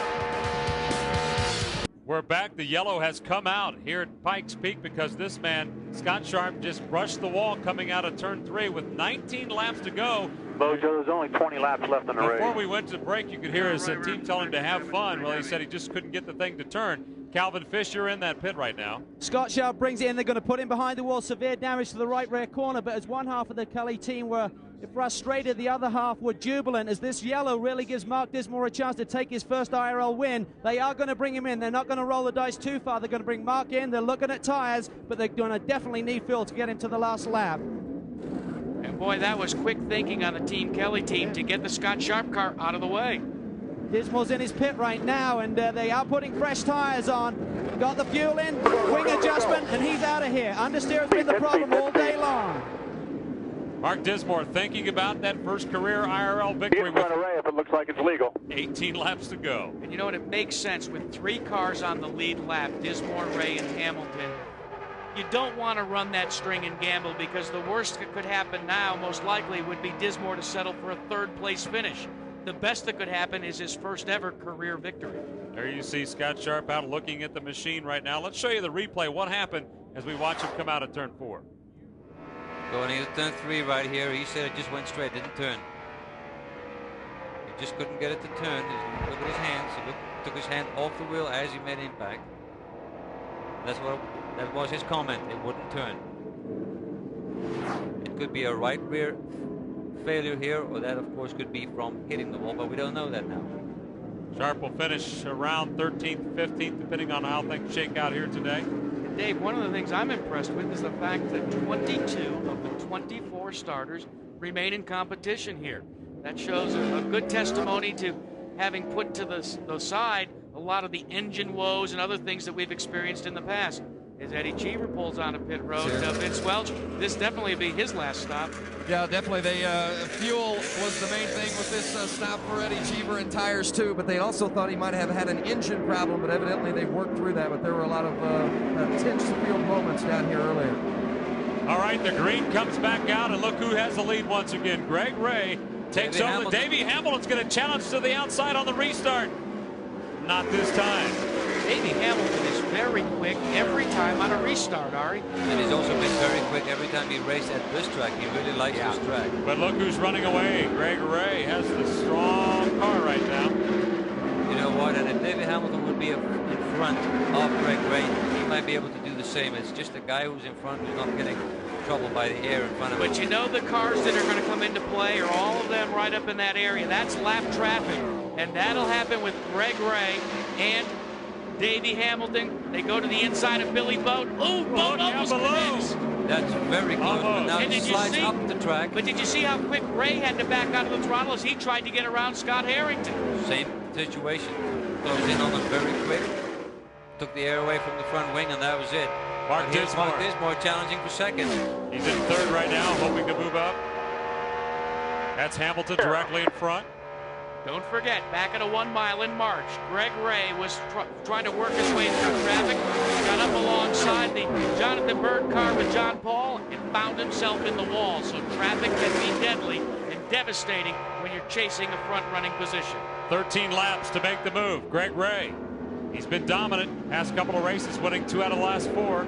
Davey Hamilton and Dismore looking for their first wins. Calvin Fish. Sharp, Scott. Obviously frustrated. You had a loose car all day, and then the car suddenly went to a push when you went through 4. Yeah, it was a real shame for the Delphi car. I guess it just wasn't meant to be our day. We had a left front brake caliper stick, which overheated the left front tire, really raised the tire pressure, made the car go loose early. Otherwise, the Delphi car was pretty good. And then just at the end there, I mean, the car was really getting pretty hooked up, and just big push. There's nothing I could do. Just rode up high, and once you got up high, it's gone. Break for Scott Sharp. 2 DNFs in a row, guys. 11 laps to go. The lead about a half a second. Greg Ray looking for his 3rd win. Now Scott Harrington is not far behind as well. Harrington finds himself deja vu all over again, looking at Greg Ray in the late stages of a race, trying to put him a lap down. Hamilton's going to try to use that traffic now. 9 laps to go. And look at Hamilton right there, and behind him Mark Dismore. A 3-way battle for the lead. There we are, neck and neck. Those are the leaders right in front. Ray hangs on right now. This is great. Dismore looking to the inside. Room? Not this time. Hamilton closed the door. But ahead of these 3 guys, there's more traffic, so something's going to happen. 8 laps to go.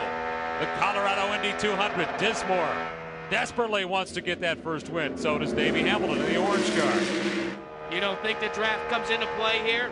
If you listen to the MCI WorldCom car at Dismore, you can hear that it actually sucked them right up into the rev limiter. That's right. The lead 4/10 of a second now. 7 laps to go. All right, let's see. Will Harrington? Yes, he lets Hamilton by. Will he do to Dismore? Yes, he'll let Dismore by. See, you learn from your mistakes. The mistakes that Harrington committed at Dover, they're now history. 7 laps, the final stages, the Colorado Indy 200 from Pikes Peak, live on Fox Sports Net. Harrington is running in 6th place, exactly in the same position he was running in Dover. Dismore is 1.2 seconds back. This time around, it'll be 6 laps to go. In each of the past 2 seasons, the Pikes Peak races played a hand in determining the eventual series champion.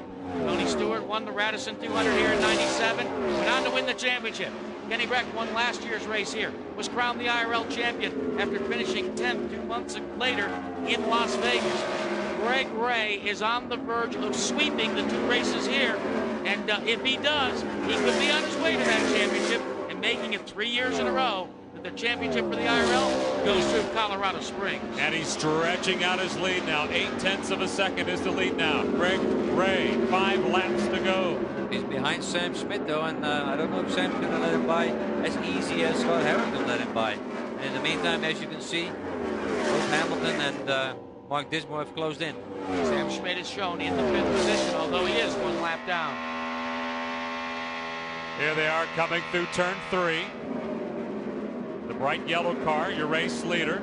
3 laps to go. Oh boy, and the 3 of them, they're pretty close. Let's see who's quickest. Looks like Dismore, 168.998 in the top 3 cars, is the fastest mountain. But does he have enough time to pick it up?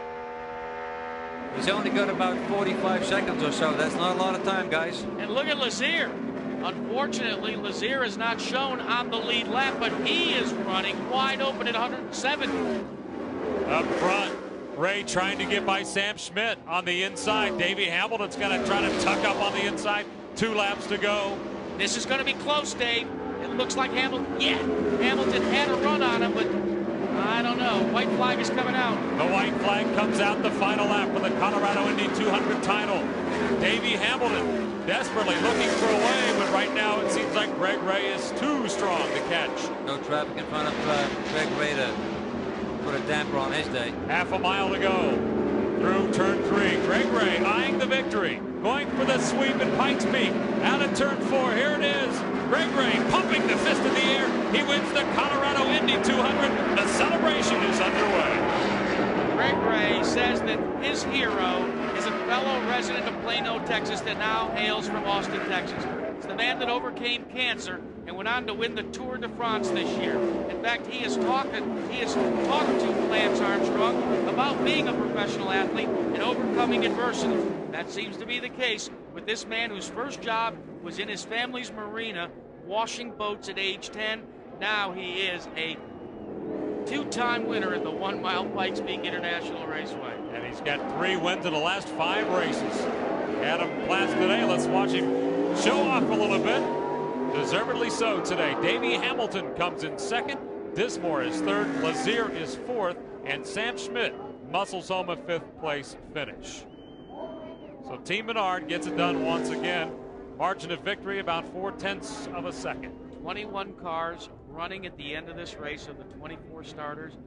Fine presentation by the Indy Racing League. What a great ride by this guy. You know, I think that this team has really finally gelled. The chemistry, a lot of the crew members were holdovers from the Menard, Larry Curry, Tony Stewart situation. It took them a while to get to know this guy and Thomas Knapp. As we don't get a donut, we get a cruller, an IRL cruller. Get a little burn straightaway. Get a little bit of burn out there. These cars are hard to do donuts with the gearbox they have in them. Let's go down and enjoy the celebration and just listen in here. Bringing Greg Ray out of the race car now, John O'Gara and the rest of the Glidden Menards team congratulating Greg again, winning from the pole here at Pikes Peak. The 2nd time this year he has done so, and really charging ahead in the points championship after taking the points lead yesterday and qualifying with another pole run. Greg Ray has now won 3 out of the last 4 races in the Pep Boys Indy Racing League season. After getting off to a slow start, he has again flexed a little muscle here in Pikes Peak. Greg, what is it about you on this racetrack?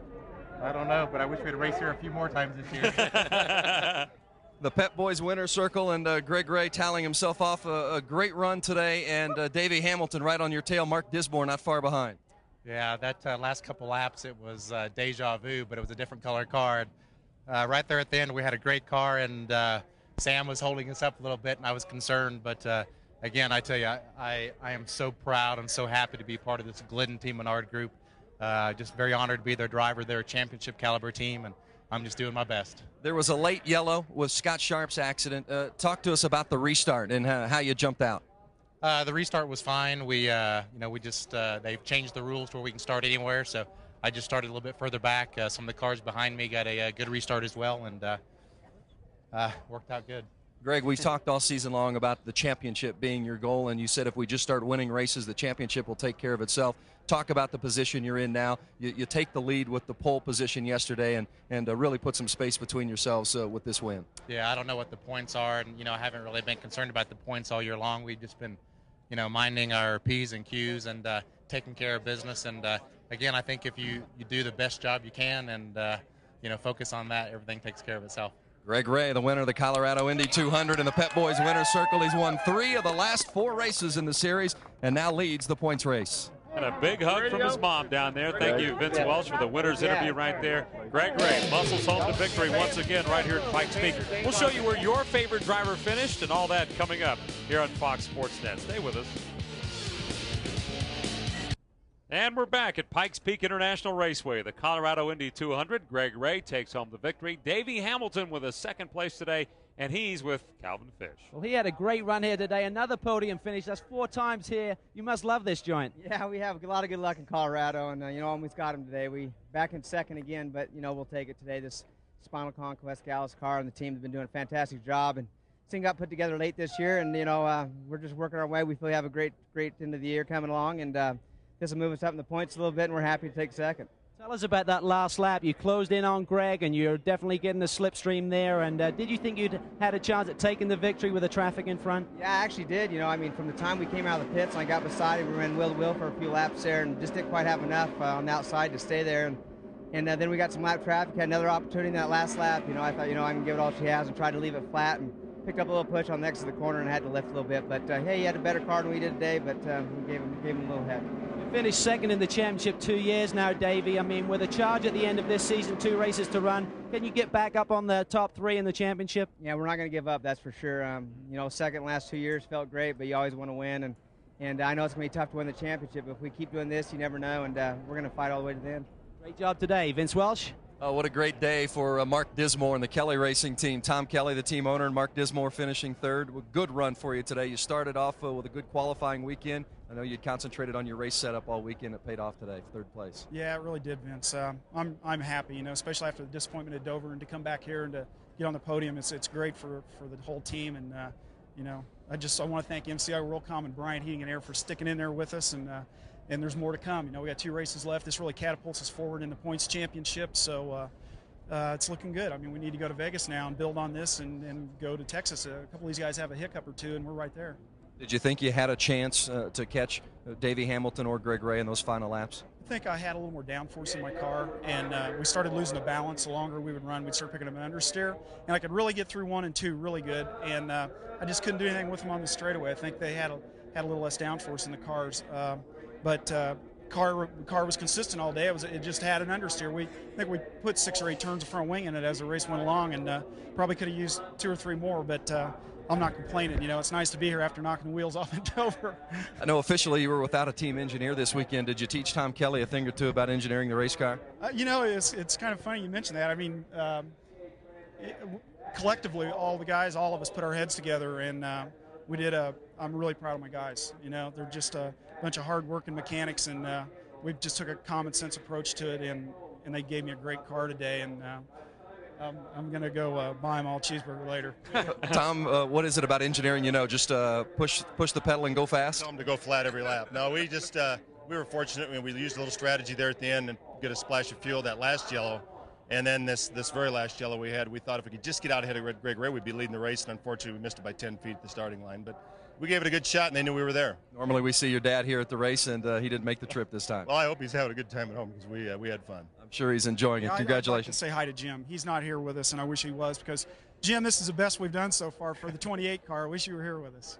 Some celebrations for Team Kelly Racing, and certainly Mark Dismore celebrating a third-place finish today. And if I know Jim Kelly right now, he's saying, engineer, Tom Kelly, an engineer. Well, I've got to get back to the shop and straighten things out.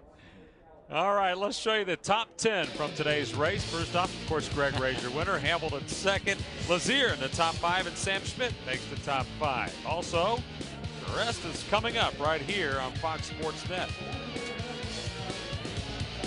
Well, Buddy LAZIER finishes in the top 5 today. He was in 4th place. Looked like he would challenge for the win for some time there, and he's standing by with Calvin Fish. Well, Buddy LAZIER had a great run up to 4th spot, but it was really a case of what might have been, Buddy. What happened out there? Yeah, we had a really strong car. My Coors Light Delta Faucet, Delara ran great.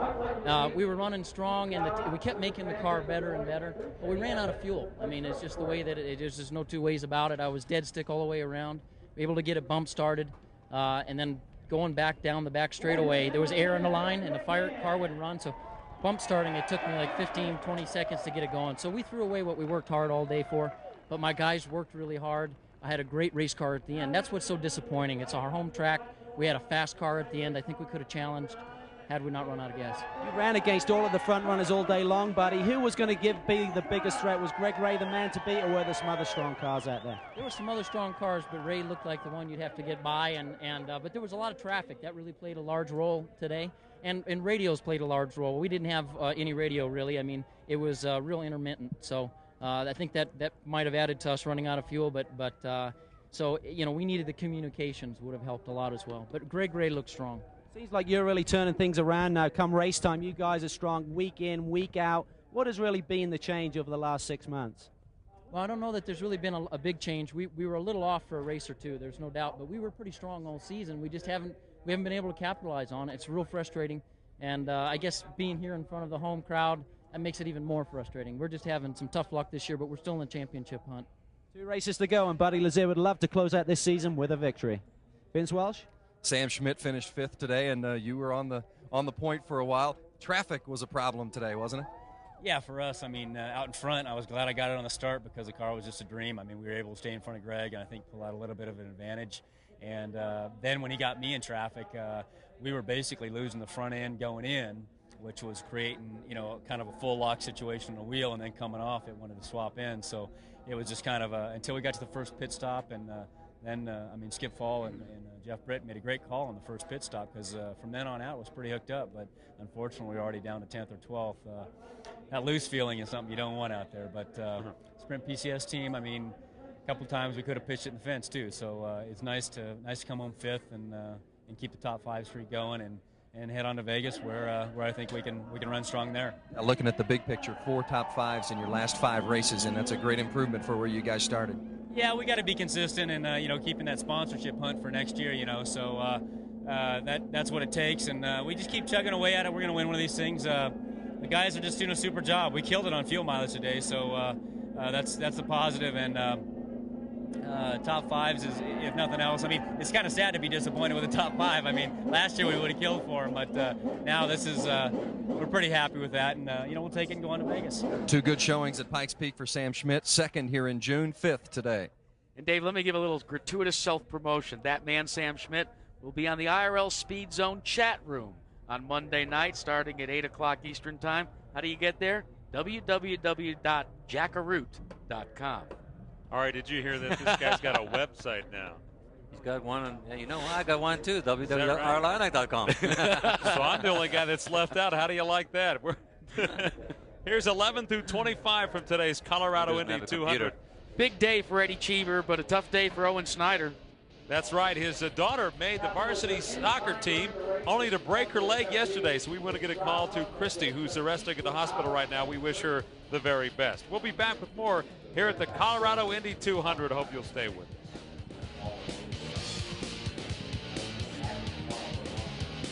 The celebration continues at the Colorado Indy 200. In the middle, Greg Ray, the winner today, leading 145 laps. 2nd place goes to Davey Hamilton, 3rd Dismore. And Scott Harrington comes up with a 6th place finish today. He's with the Calvin Fish. Well, it was an eventful run for Scott Harrington. Tell us about the pace lap and what happened going to green. That was 100% my fault. A little mistake on my part. It was adjusting the fuel mixture coming around for the green, and I accidentally hit the ignition switch with my finger and it shut the car off. I flipped it immediately back on, but the car wouldn't refire. And you know, I was kind of surprised I threw the green because I had stacked up that row so far back. There was about a 20 car length gap in front of me, and they threw the green. So I mean, I lost however many, a dozen positions or whatever. But you know, we managed to claw our way back up to third by the first stop. So the car was pretty good at the beginning of the race, and it kind of went away there at the end. The tracks really seem to change. I know during the second stint we talked to the crew and they said that you went loose. You were pushing in the first stint, then it went to loose. Is that just track conditions or you over-adjusted? No, I think it was just track conditions. The only adjustment we made externally was we put just a turn of front wing, which is, I mean, a very minimal adjustment. And I should have been able to adjust, if that had gone too far, that out in the car.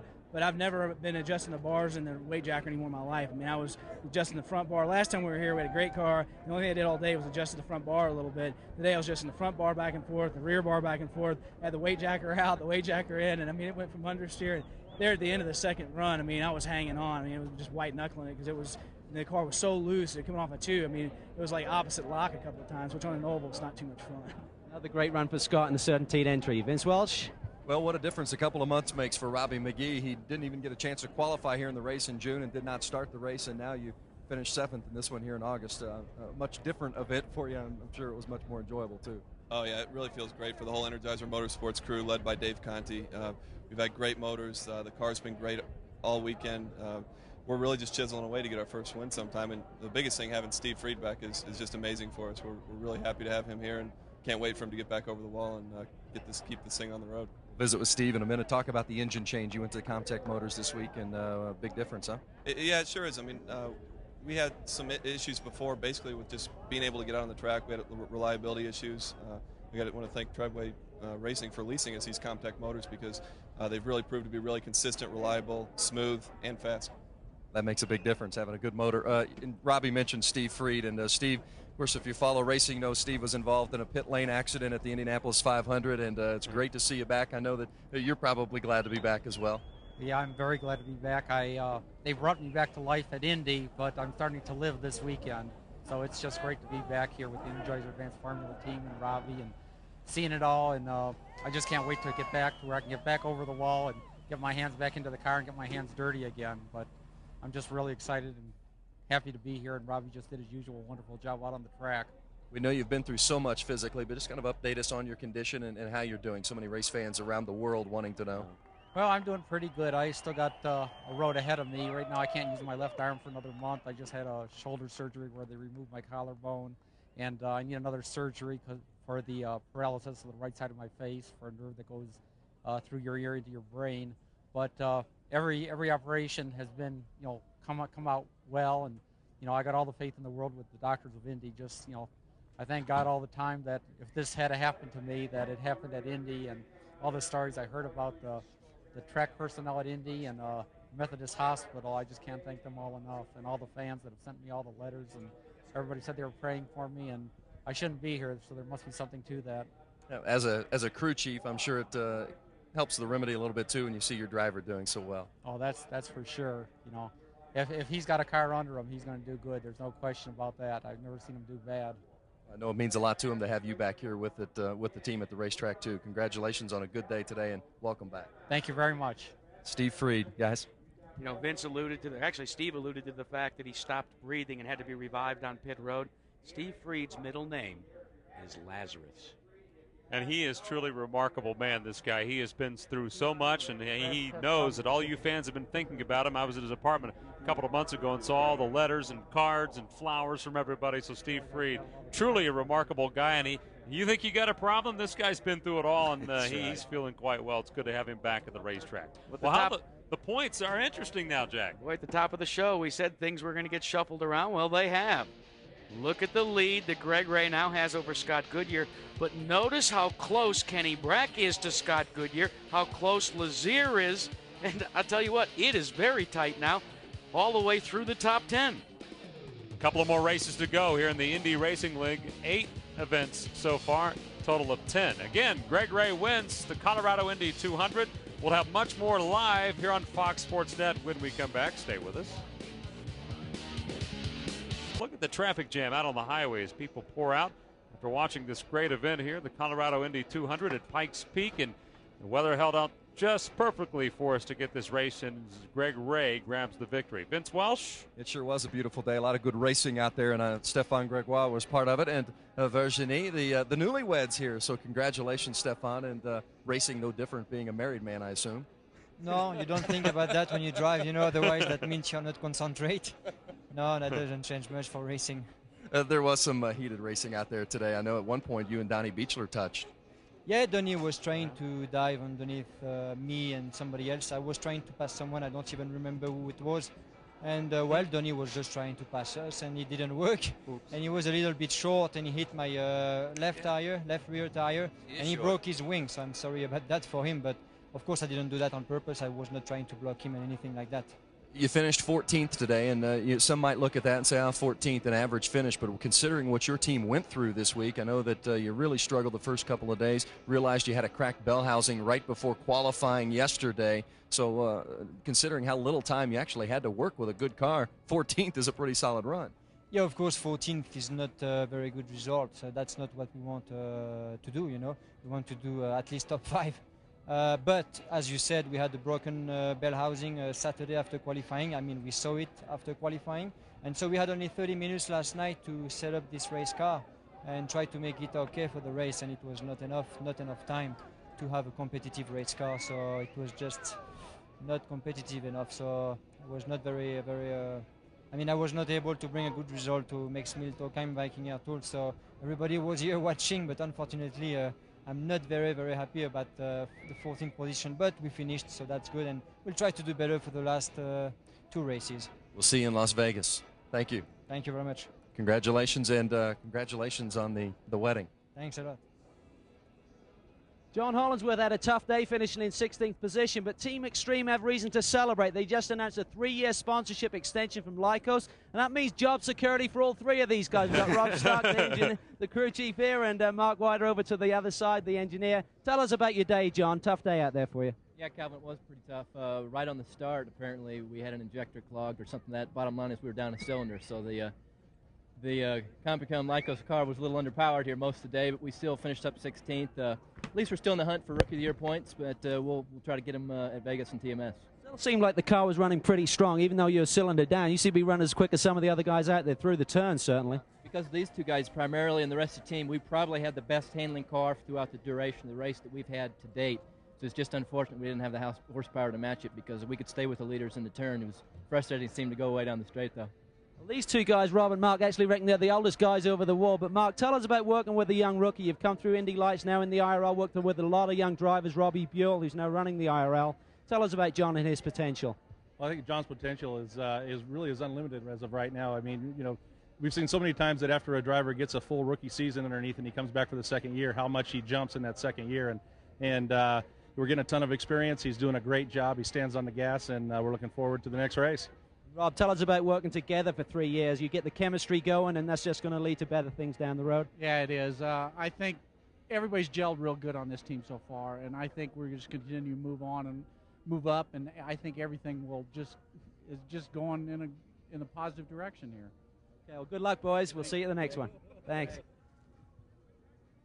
All right, congratulations to Greg Ray, the winner today. Davey Hamilton was 2nd. Dismore was 3rd. Buddy LAZIER in the top 5 along with Sam Schmidt. Harrington in 6th today. Robbie McGee we heard from. How about Mini-Me? Jimmy Kite comes home 8th. Robbie Unser in the 9th position. Jacques LAZIER, a quiet 12th place finish today. Cheever makes it to 11th. Stéphane Gregoire, as you know, is 14th. John Hollinsworth we heard from. Tice Carlson, Bobby Register. And Ronnie John Cox, 24th. We'll have more after this.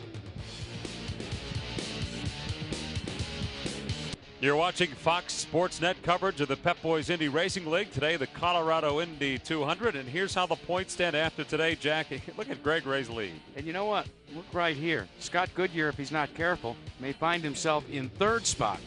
If Scott Goodyear wins and Greg Ray drops out, Greg Ray is still very close to Scott, and the last race will be a shootout. Robbie Unser is 6th now, and he's standing by with Vince Welsh. Well, Robbie felt as though he might have had a top 5 car, but 9th, not bad today, into the top 10, still 6th in points. Not bad. You know, we lost a little bit to the leaders. We gained a little bit in position-wise.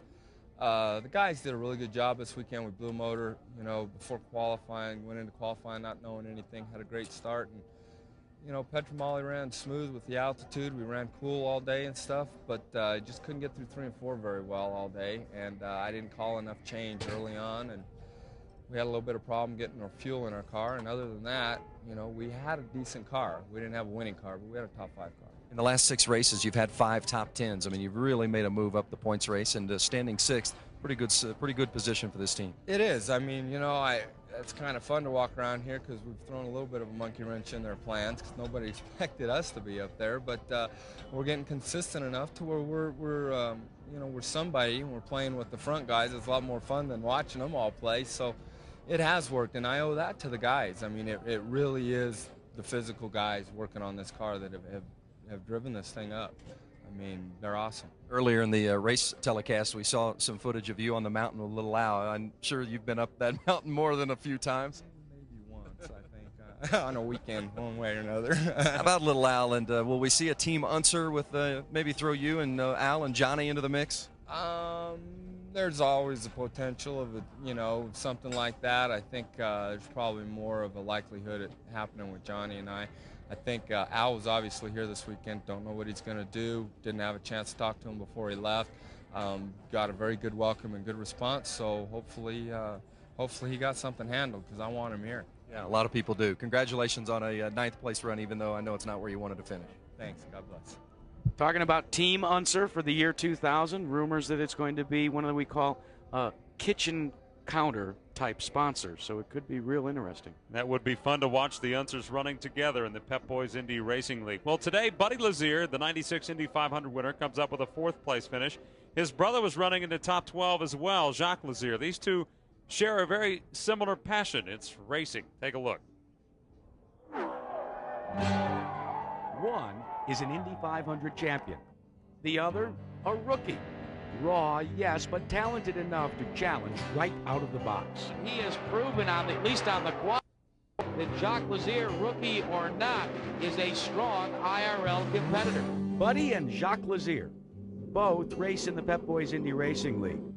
Growing up in the shadows of the family's Vail, Colorado ski lodge, it's the kind of brotherly love that makes one wonder whether the off-track bloodlines will make for more heated on-track races.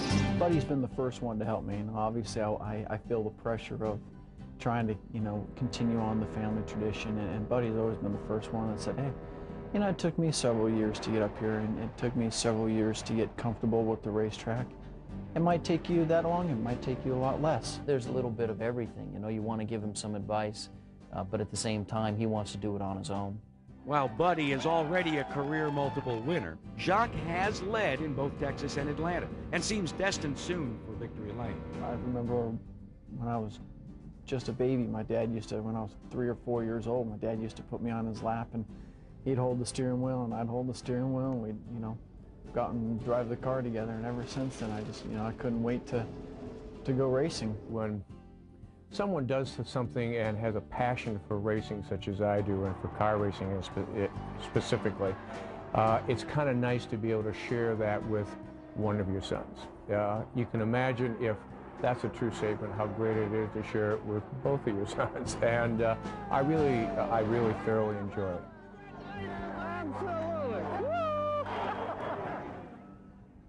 Jack stands by with his wife, Angelique, and a tough day out there. You were busy all day working on the weight jacket, trying to get that car to handle. Yeah, the Magnificent Mile wasn't, that good to us today. We had a battle out there. We had a real good beginning run, and then the middle stint, we got the car a little too loose, and we'd have a loose condition in 2 and then a pushover in turn 4, so we had a big battle there. And towards the end, we were actually running pretty good, but we lost that lap early on, and when the second yellow came out, we just couldn't fight back from that. But I'm just so proud of the whole Truselli team racing, and Warner Brothers Studio Store, we got Pokemon on the car now, and EDSS, we're just keep going. How about the bragging rights? You've led a couple of these events this year, Buddy hasn't. What about that?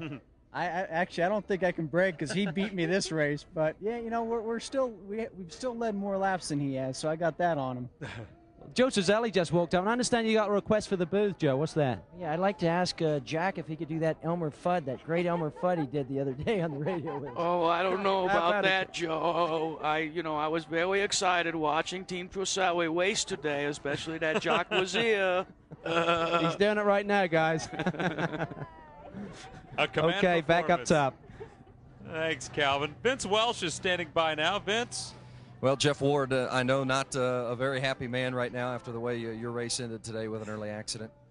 No, it's kind of a bummer. I mean, we had a good car and really don't know what happened. Went down to 1 and 2. It was just fine, and just taking our time. Unser just came up a little bit in front of me and turns 3 and 4, and the car just floated and took off. So it was, maybe a little bit. The tires, I think, weren't cold. I don't think there's any problem there, but maybe just the fronts came in a little quicker than the rear, and maybe when he moved it back across, it just got too much bite, and round it came. So it's unfortunate for the Yahoo team. I mean, we needed to do good for the championship, and this really basically put us out of it. So our main goal right now is to try to win a race for the end of the year. Yeah, talk about that a little bit, because I know the pressure was on this race to get something done. You came into the race 4th in the points championship. Yeah, that's true. I mean, like I said, you had to finish here and not have a problem, and we didn't do that. So there's 6 guys ahead of us that I have to catch, and not all 6 of them are going to have problems. And Scott Goodyear had a problem. It looked like it was a chance to capitalize on at least one guy, and we didn't stay out there. And Ray has had a great car here, and hopefully the next couple races we can at least get a win out of it, and then let those guys go for the championship. We'll see you in Las Vegas, Jeff. Thanks, appreciate it. Jeff Ward in the Yahoo Racing Machine. Calvin Fish? Well, Jimmy Kite had a great run today for Dennis McCormick's team, standing behind Jimmy. Jimmy, how about it? You were antsy with the month off, but you went out there today and took it to the front. Had a great run. Yeah, we did. Just from the green flag, Brad and Dennis and all the guys at McCormick Motorsports just gave me a car that was just, unbelievable. And, we couldn't catch yellows when we needed to get up with the guys up front, but to come from where we did up front, I couldn't be happier with the car. It's fun when you have a car that good. We call Jimmy Mini-Me just fondly, of course, Dennis, and he's about half your size, by the way. How about the future, and how about Jimmy and you and the team for next year? Oh, we're looking good. We're trying to put things together for next year. We very much want to have Jimmy back behind the seat because he's been doing a great job for us since Indy. So we're looking forward to continuing the being together. How about the sponsorship program? I know you need a little bit more money to be able to do some testing and maybe a little bit more competitive. Is that coming through? It's coming slowly.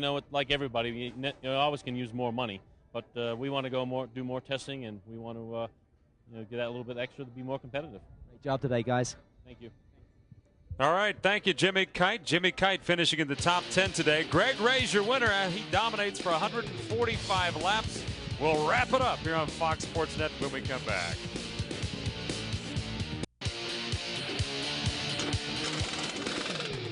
Today's Pep Boys Indy Racing League event here on Fox Sports Net, the Colorado Indy 200, has been sponsored in part by Nortel Networks, how the world shares ideas, by MCI.com, the official long-distance and local service provider of the Pep Boys Indy Racing League, by Pennzoil with Pure Base, made for the way you drive. Stop, go, Pennzoil, and by Pep Boys, cars like us, people love us. Back in Fountain, Colorado at beautiful Pikes Peak International Raceway, where Greg Ray has won today. Calvin Fish, your final thoughts? Well, Team Menard had a perfect game plan on Friday. They were not concerned when Harrington and McGee stole the headlines. And then on Saturday, they came through with the pole, narrowly, of course. And then today, the pit stops were just flawless. And I think that's really what won Greg Ray the race. He had a great race car, but in the pits, no mistakes. And they're on the way to their championship, potentially. Vince Welsh? Scott Goodyear was asked about the championship this week when he still held that slim lead over Greg Ray, and Goodyear made the comment that all I can do is my best and let the championship take care of itself. Well, mechanical problems sidelined Goodyear today. Nothing he can do about that. He's just 3 points ahead of the third-place driver, Kenny Breck, in the standings, so it's not over yet, but ground to be made up for Scott Goodyear at Las Vegas. And it has to be disappointing for Scott Goodyear to have 4 races in a row with mechanical problems setting him back, because it obviously takes away all your chances of being competitive. But Dave, there's 2 races to go still. Dave, we started this Magical Mystery Tour in Phoenix, Arizona on Fox Sports Net. We ended here in Pikes Peak International Raceway. It has been a wild and terrific ride. We've been having a great time for Jack Arute and Ari Lyondike, Calvin Fish, and Vince Welsh. We appreciate you watching the Pep Boys Indy Racing League right here on Fox Sports Net. A fantastic show today as Greg Ray leads 145 laps, his 3rd win of the series. 9 consecutive top 5 finishes for Greg Ray. He gets it done once again at Pikes Peak. For everyone behind the scenes, I'm Dave Calabro. Again, we appreciate you watching this production of Fox Sports Net's Indy Racing League. Good day.